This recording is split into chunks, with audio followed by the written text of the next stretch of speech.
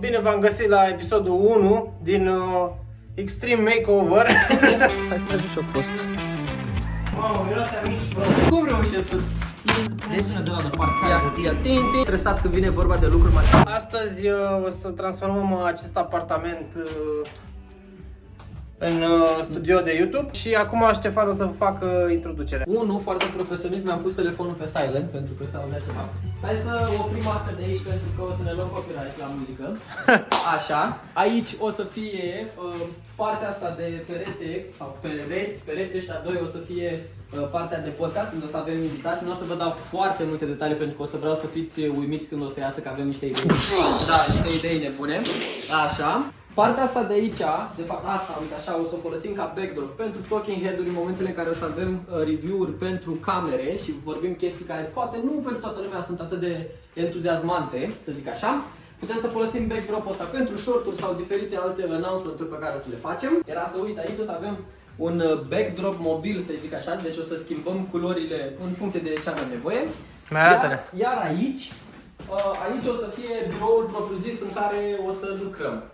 Și aici o să avem nevoie de lumină să fie foarte welcoming așa și primitor și cald și tot ce trebuie ca să putem să lucrăm liniștiți. Avem nevoie și de lumină naturală pe care o și avem.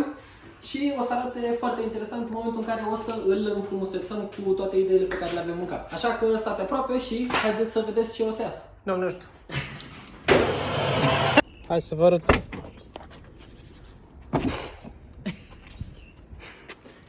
Cum au încăput toate, nu întrebați. Da. Am vrut să facem live astăzi la ora 7, dar suntem în mutări, așa că asta e.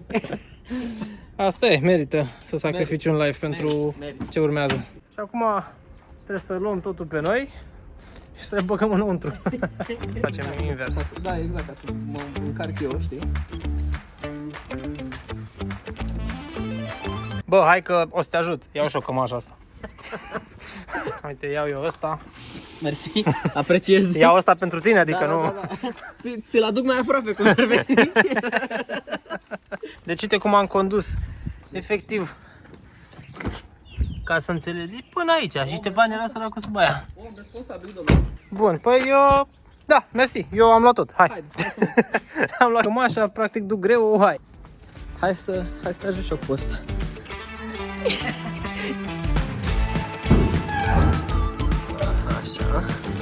Foarte important. Așa.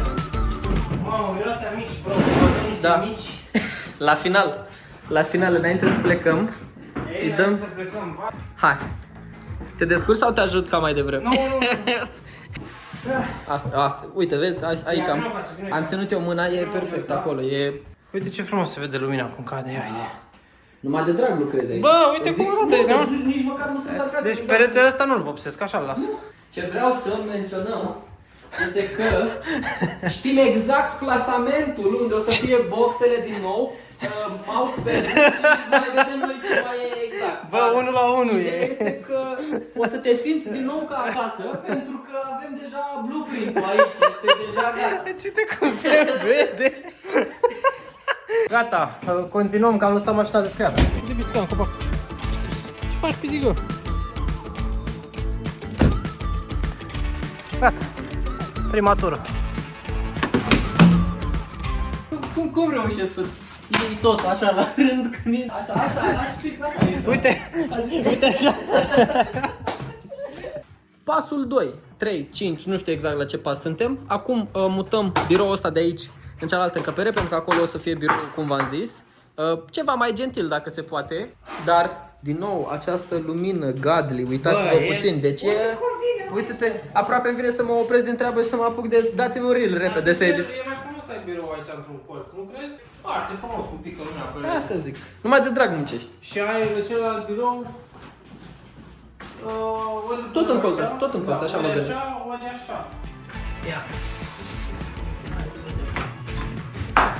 Stai așa, să scot totul în priză. Ia scoate tu totul din priză ca să nu... Una bucată monitor. Ăla e 1. Caching! Haide! 30! Ia! Foarte important. Oarecum, eu zic că, ia vezi. Acum trebuie să punem Deci, sună de la de parcare de ia, tin. Uite, mă, vezi? Zici că e de acolo. Tetris. Eu știu că nu ești stresat când vine vorba de lucruri materiale. E... Tracul 1. Stai așa. Ia uite, pac. Ia uite și cracul 2. Ia uite. Da? Ia uite. Dar uite ce lumină, uite ce cât de Da, vine prea. De-aia zic, e păcat să-l și văruiești aici. Vine prea frumos. Îți strică Da. să faci orice culoare, poate doar Maxim tavanul, da. vrei... Maxim tavanul. Da. Deși nici tavanul nu arată rău. Da, Dar, e ok. maxim tavanul. Da. A few moments later. Deci cam așa arată spațiul ăsta acum aici, cu lucruri aduse. Încă nu e nimic gata, evident, doar le-am împins aici până când vedem ce facem dincoace. Dincoace Alex a început de zor să desfacă nanolifurile, din câte știu așa se numesc. Bă, Așa. o treabă prea bună. Da? Asta zic, te-ai gândit că nu le mai dai jos. Așa. Și aici am mai adunat iarăși o grămadă de chestii pe care o să trebuiască să le rearanjăm în acest dulap când o să fie totul gata Bă, acolo. dar tu nu mă vorbești, mai și muncim sau... Păi da, hai că Așa. bine, da, hai. Cine v-a lucrat aici? Cine v-a lucrat aici? Asta e... Să scoatem raftul ăsta? Eu zic că o să-l scoatem pe ăsta, clar. Și o să-l punem pe undeva pe acolo. Bă, dar Pentru- ce ar trebui ca să-l scoatem? O bormașină sau o Sau o șurubelniță. bormașină, da. Am eu șurubelniță acasă.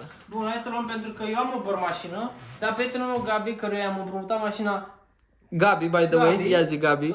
deci acum 2 zile, 3 zile de fapt, s-a mutat și el. A. Și zice, bă, împrumutăm și mie o bormașină ca să... Ca să desfac și Zic, alea. Păi nu ți împrumut eu, da, nu, ți-o dau a doua zi. Na, poftim. Și- Cum pot eu să lucrez fără bormașină? Luăm mână cu șurubelnița. Da. Deci problema face că Problema face că... e prea mare canapeaua, adică e dintr-o parte în alta. Are 3 metri, ești nebun. Bine, într-adevăr, canapeaua aia gri pe care am putea să o aducem, e nice aici că nu are nici separeu ăsta, știi? Da. Sau cum să zic, mânerul ăsta, spătar, whatever, Da, ce-o fi. spătar. Nu știu ce, nu, ăsta e spătar, ăsta nu știu ce e, whatever. Mâner, da, în fine. N-are acest resting arm. Așa. Cum ar veni această lampă? Aici. Da. Da, și ai canapeaua așa frumos, doi invitați aici, adică noi doi și invitatul să stea acolo și camera care bate din partea aia. Ai o opțiune.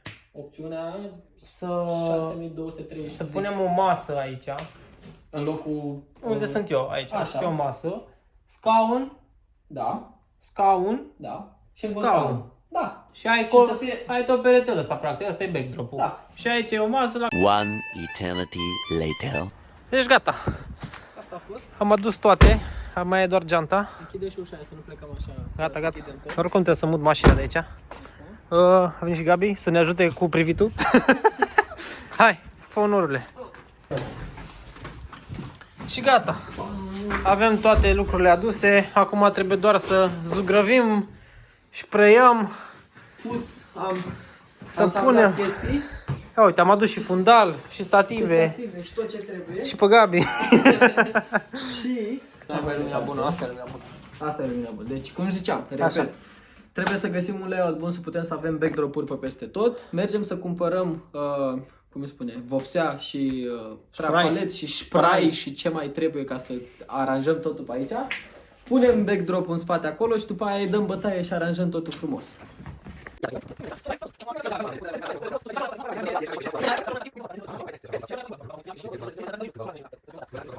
Vreau să bag și chestia asta și să zic că, uite, știu ce facem Pentru YouTube. pentru YouTube. O bag la loc, ca după aceea să încep să face că uitat să Că am dai uitat eu să dau rec când trebuie, hai. Stai că e belit Octavian. E belit Octaviane, dă-i.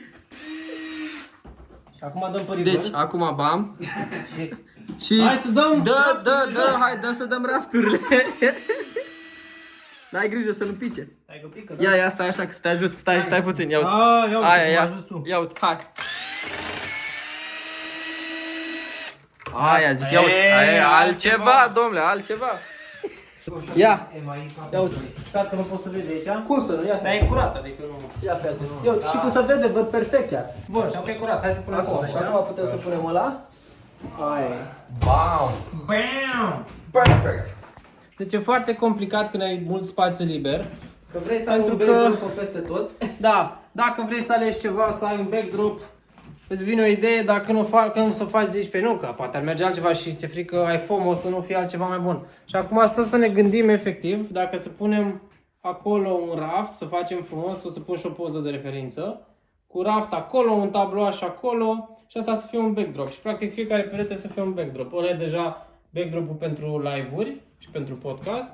Și aici acum asta e un perete gol pe care trebuie să-l transformăm într-un alt backdrop. Deci trebuie să ne gândim ce să facem cu el.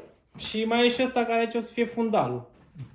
Un alt Practic, fundal ăla pentru... facem orice, Da. basically. Ăla Da, poate să fie basically orice. un scaun cu... Exact, fix un scaun în care mai vorbești ceva, mai faci, arăți o chestie. Din nou, bam, bam, bam. Pentru că avem fundal, ai văzut cum sunt, trebuie să ținem pasul cu timpurile și Așa. trebuie să devenim și noi puțin tiktokeri și ai văzut că sunt videourile alea în care ei se filmează cu un fundal simplu în spate și fac așa cu degetul, pac, pac, pac, pac. Pac, pac, pac, pac, pac. Când zici, astea sunt 3 lucruri pe care le-ai putea folosi la lam, bam, bam, bam. Înțelegi? Înțelegi?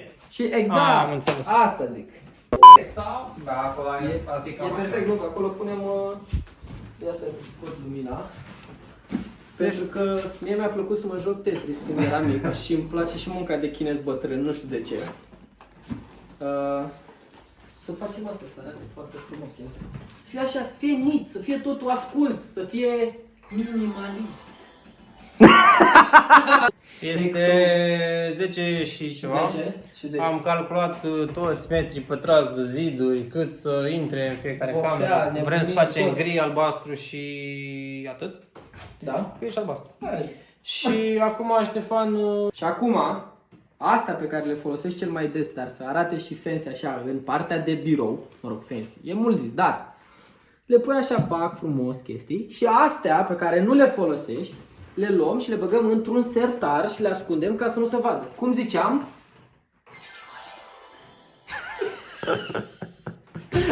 Ziua 1, it's a rap.